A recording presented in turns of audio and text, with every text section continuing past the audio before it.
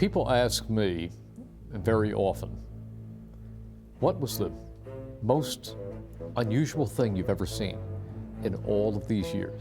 As incredible as it might sound, it happened in my very first full year as the play-by-play broadcaster on November 19th, 1978 to be specific.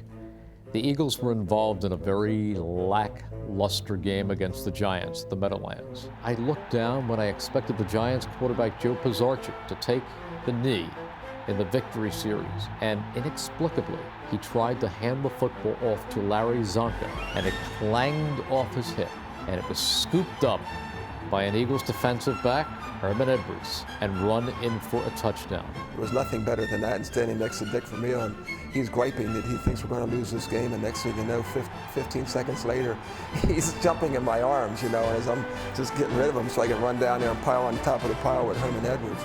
And I remember yelling, I don't believe it. I don't believe it. I do not believe what has occurred here, ladies and gentlemen. And that was the miracle of the Meadowlands. We have the picture of me standing over Frank Gifford here someplace. He was the popular guy in New York, and I really waffled him.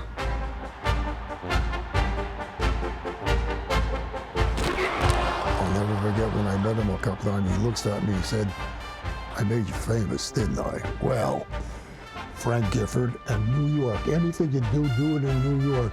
Regular season opener, September 1956, Connie Mack Stadium. Saturday night, pouring rain, Eagles-Redskins. Walking into the stadium the first time, because remember, this is the days of black and white television. So actually walking in and seeing a football field in full color was pretty spectacular. I really think I fell in love with pro football at that moment. November 10th, 1985, I remember it very well, because that's the day that I went into the NFL record books, and I'll be there forever. We were playing Atlanta. The game kind of went back and forth. At the end of regulations, tied. We go into overtime. We call a slant route. I run the slant.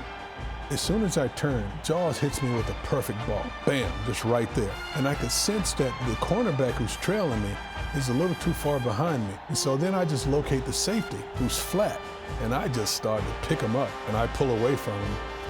The rest is history.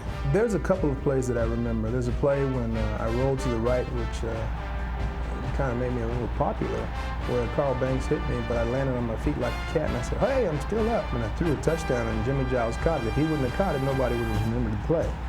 But there was a broken play I remember, when it was third down and somebody went in motion premature. I think it was Mickey Schuler. And I said, stop.